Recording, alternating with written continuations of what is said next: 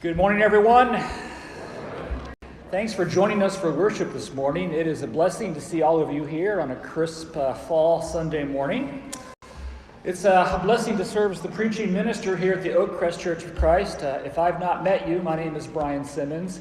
And one housekeeping matter, I typically want to meet and talk to as many people as I can after worship service. That's why my wife and I typically plant ourselves right back there by one of the doors. However, today, immediately after services, I'm going to hop on the table and try and give a little blood. And so if you want to talk to me after services, I'll meet you at the blood drive. And you can give blood with me, or you can encourage me as I give blood, and if I pass out, you can pick me up.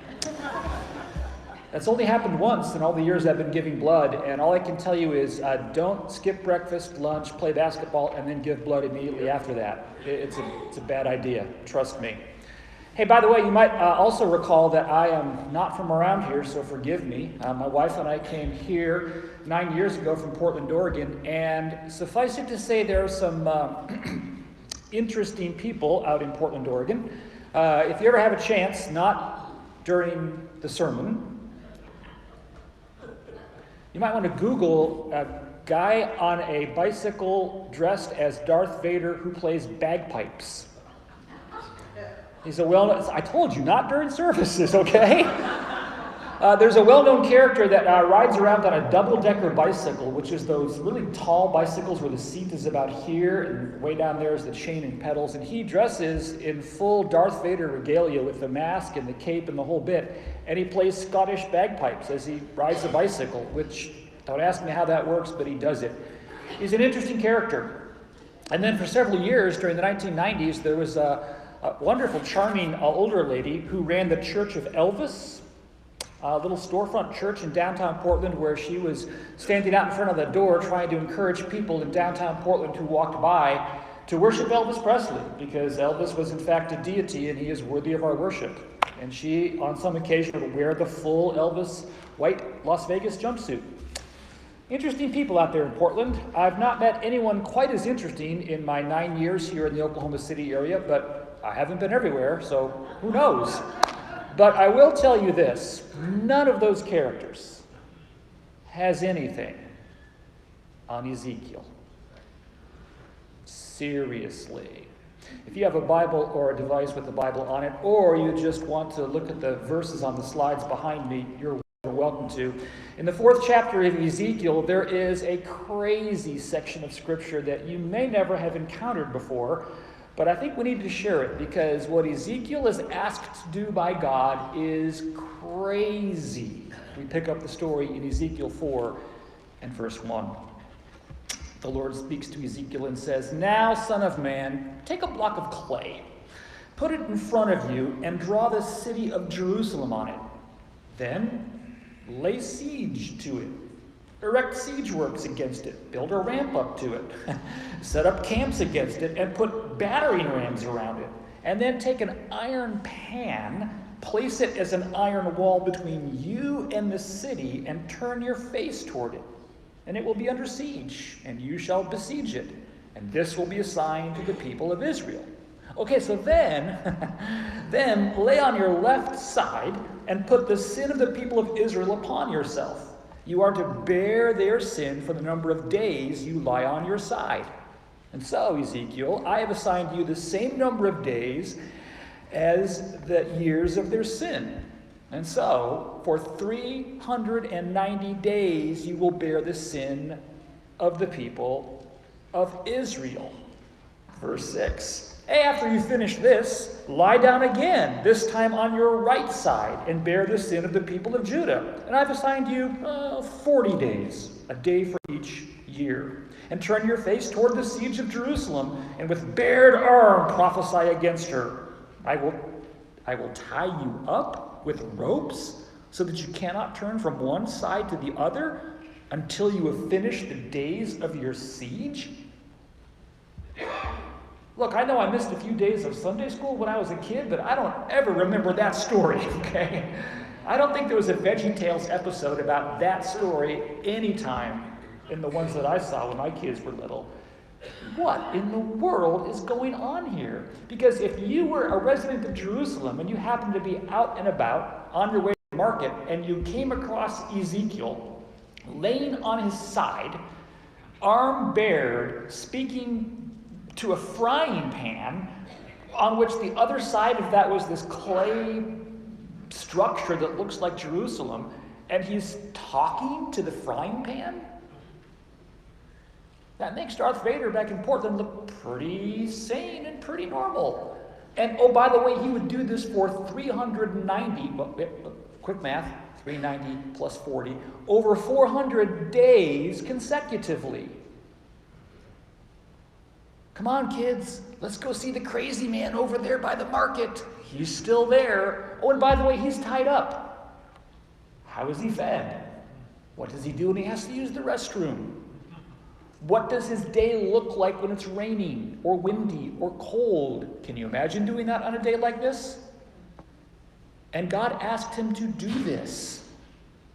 What in the world is going on here? It begs the question, why in the world would Ezekiel do something like this? Because it seems to me to be absolutely crazy. Ezekiel is a missionary. Now, he's not your typical missionary. He doesn't do what Paul did, for example, that we talked about last week. He doesn't do, for example, what the Whitmires are doing. Doesn't do, for example, what missionaries in Croatia are doing. But what he's doing really is being a missionary to God's people, because God has a message he wants his people to hear. And I think Ezekiel at that point becomes someone who's very similar to any other missionary that we happen to support. And so I think we have to ask the question again, why would Ezekiel do this? And let me offer just a couple of observations about that, because I think the answer to that question has a lot to do with us today. Because you know what? When I look out at this audience of people, I see missionaries. Not just in the sense we talked about last week, where each of us has a link in the missionary chain, but I also see people that have the same heart that Ezekiel demonstrated. So why would Ezekiel do this? Well, let me submit this to begin with. I think Ezekiel did this because God asked him to. This whole passage starts off way back in verse 1, Son of Man, and then God plunges into the explanation of what Ezekiel is being asked to do. Now, Ezekiel could have said no. Ezekiel could have been like Jonah and ran away, but instead Ezekiel just rolled up his sleeves and lay down and spoke to a frying pan for over a year. And I think he did it simply because God asked him to. And I think we can understand that. Because if you think about your own life, isn't it true that we do all kinds of things for people because we love them and they asked us to do it? In fact, oftentimes that's the real reason why we do a lot of what we do, because someone that we love asked us to do it. And if you don't think that's true, you've never met Dick Hoyt. Here's a photograph of Dick Hoyt. Dick Hoyt ran a marathon, but he didn't do a marathon in the way that I have run marathons or Christy Ann has run a marathon. Dick Hoyt did it with his son. You see, his son has a physical impairment, and his son desperately wanted to be able to run a marathon. But because he's confined to a wheelchair, he knew that was never going to happen. And so he said, Dad, would you run a marathon with me? Now what that meant for Dick Hoyt is that he would do the running and his son would do the sitting in the wheelchair. And so Dick Hoyt put his son in a wheelchair, entered the marathon, and pushed him for 26.2 miles. Now, why did he do that? Because someone he loved, his son, asked him to. That is a man of an amazing heart. And Ezekiel, I believe, was a missionary with an amazing heart, because God asked him to lay on his side in the dirt, and later in the mud, in the baking sun, and in the rather cool days, and in the wind, and as people probably mocked him, and as people probably spat on him, and as people probably kicked dirt on him, and as people ridiculed him, he still lay there tied up talking to a frying pan, because he loved God. And God asked him to do it. That is the heart of a missionary. Now, my suspicion is none of you have ever been tied up and talked to a frying pan for over a year. But the people I've gotten to know here at Oak Crest are people that have the heart of a missionary. You are people that have done things because you love God and God asked you to do it. You love God, and so God says, hey, would you forgive someone that's hard to forgive? And you do. God says, hey, we'd like you to give of your means financially to support the Lord's work here in this location and far-flung. And you have. You have the heart of a missionary. You see, you don't have to be tied up and talk to a frying pan for over a year simply to prove that you are a missionary. No, instead, you have the same heart in your own way that Ezekiel had. And so, anytime you do something that God asks you to do, and you do it because you love him, you have the heart of a missionary. And you and Ezekiel are not as far apart as you might like to think you are. And maybe the best example I can give of that is one that I think is highly appropriate, since this country recently celebrated Veterans Day. So as you know, in the Second World War, there was great enmity between the Japanese and the Americans. There was, at the end of World War II, an American missionary who decided that he wanted to try and bring the gospel to people that lived in Japan, the gospel to people that were enemies of this country. And so shortly after the close of World War II, he went to Nagasaki. Yeah, that Nagasaki, the same town on which an atomic bomb had fallen just a few years earlier. And in talking about his ministry there in Nagasaki to try and take the gospel to people that just a few years earlier were enemies of this country, here's what he said about his ministry. He said, God asked us to go into all the world, so I went into that part of the world.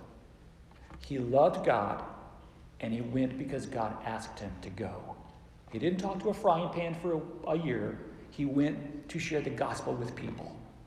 And I think you, all of us, in our own ways, have that kind of a heart. And finally, I think Ezekiel did it because Ezekiel recognized that not only does he have the heart of a missionary, Ezekiel did it because he knew that some things are more important than discomfort. And in Ezekiel's case, it's the love of people. You see, Ezekiel did that not just because God asked him to, but because I think he had a heart, the heart of a missionary for God's people. The same heart of the man who went to Nagasaki, the same heart that unlocks the Christian Service Center every single morning, the same heart that does so many things in Portugal and in Croatia and in other places around the globe. Ezekiel did it, I think, because he knew that it was going to be difficult. And think about the discomfort he did endure, the ridicule, the weather, the discomfort of simply lying on your side. You see, that's what missionaries do. They say, yeah, it's uncomfortable. Yeah, it's difficult.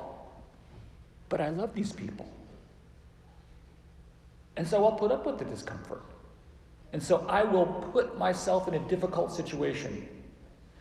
And I think the best example I have of that is from a missionary who's currently serving in Africa. The church that I used to preach for back in Portland, Oregon has, for over 20 years, supported a family in the nation of Uganda. Uganda is a poor, previously war-torn nation that has a lot of struggles. And this man and his wife and their kids have been missionaries in that place for a long time. And boy, let me tell you, they've seen stuff. It is a difficult place to be a missionary. Here's what he said just last week in an email. Over a month ago, there was an Ebola outbreak in Uganda. In case you don't remember, Ebola is an incredibly highly transmitted, deadly disease that kills people and kills them quickly. You don't want to get it. It makes COVID look like a walk in the park. His email continues. Ebola has been discovered in 7 districts, including on both sides of the town where we live. There have been over 130 confirmed deaths from Ebola just in the vicinity of where our street is. 6 health workers, in fact, have died, several in our own town. On top of that, our old Toyota Land Cruiser broke down with my wife and I in it 70 miles from home. That happened the day before the district where we lived was locked down because of COVID, and so I had to hire a driver and a vehicle to take us home. And that took up most of my month's operating budget. Finally, My family and I are being forced to move to another house because the landlord sold the house that we were renting and then hired some thugs from the local town to harass us until we move. All three of us, my wife and I and my child, were currently sick, and we would go to the capital city to see a doctor, but the capital city is locked down right now, and we can't get there. Here's how he closed his email. Fun, fun, fun. Oh, and by the way, I would add to that this email was sent last week. On my cell phone over there is a text that was just sent 2 days ago, and he said, "Oh, I found out why I'm sick. I have typhoid." And yet for 20 years, he and his family have endured that discomfort because, as he has said on many occasions, "I love the Ugandan people." In fact, his son is a student of mine at Oklahoma Christian University, and that love for the Ugandan people burns deep in his heart too. And when I look at this auditorium of people, some I've gotten to know and some I haven't yet gotten to know, but knowing what you do here for the Lord's kingdom, I see people that have the heart of a missionary. I see people that put up with discomfort because you love people. You put up with the discomfort of, here we go, carrying these heavy bags. And by the way, I'm giving blood after services, and so I'm not supposed to lift anything for 24 hours, and so, you're on your own to load the truck. But the people I've met here at Oathcrest are willing to put up with some discomfort because you love God's people. And I don't know what that discomfort is in each of your lives, but I believe you have the heart of a missionary. And so today, whatever else we do, we celebrate the heart of missionaries, not just those that are in Croatia and Portugal and at the Cross and Crown or anywhere else. We celebrate all of us that have that heart. Because while you might not be on the mission field in the sense that my friend is on the mission field in Uganda, you visit people in the hospital or in a nursing home when you're really tired and would rather just go home. You give to the Lord's work when the money is tight and the gas prices have risen and inflation is battering you. You read to kids as a part of the Whiz Kids program, even though, quite honestly, it can be really tiresome and it takes a lot out of you sometimes. There are a lot of things you do to fill these green bags that are uncomfortable, and I believe that shows the heart of a missionary. People I've gotten to know here have volunteered to teach classes or to help out with things when other people could have done it but didn't. That's the heart of a missionary. And so when I read the Ezekiel story, I look backwards at that and I say, wow, that's crazy. I don't understand it, but boy, that's impressive, Ezekiel. And I look to the present and I see people who have the heart of a missionary. And so when I say Ezekiel did what? I take a step back and I say, oh, that's right. He had the heart of a missionary. And so do we. And so if someone looks at the bags on the stage and says, you did what? It's because this church has the heart of a missionary. And if you forgive someone who is hard to forgive, what? It's because you have the heart of a missionary. You did something because God asked you to, and you love God. You give blood on the table. Why? That's uncomfortable and, quite frankly, a little scary. You do it because you love people. And that's what we're about. And so this morning, in the midst of Missions Month, as we head toward next Sunday, which in many ways is the crescendo, when we take up a special collection to support the missionary efforts of this congregation, I just want to encourage us, and I want to acknowledge that all of us are not just part of that chain that I talked about last week. All of us, I believe, have the heart of a missionary. And I don't know about you, I'm grateful that I don't have to do what Ezekiel was asked to do. But God has asked us to do something else. You know, it's interesting. The song that Kyle and his team have chosen for us to sing right now is Here in This Place. And I believe that God is here in this place, but I believe that God's missionaries are also here in this place. I believe that the people here in this place have the heart of a missionary. And so today we celebrate that. But we recognize also that on this Lord's Day in this place, there's also opportunity. Opportunity for those of you who have felt the Lord knocking at your door to answer that knock and to be baptized for the forgiveness of your sins. Today could be that day. Or maybe today's the day you want the shepherds of this congregation to pray with you about your life. We'd like to do that too. It's our custom here at Oak Crest for one of our shepherds to be at the front of this room to receive you and to bless you spiritually. Another will be out there in the lobby at the back if that's more comfortable for you. But don't let today slip away if you don't have the opportunity to take advantage of the spiritual blessings this church family wants to offer you. So, as people with the heart of a missionary, let's stand together and sing about the Lord here in this place.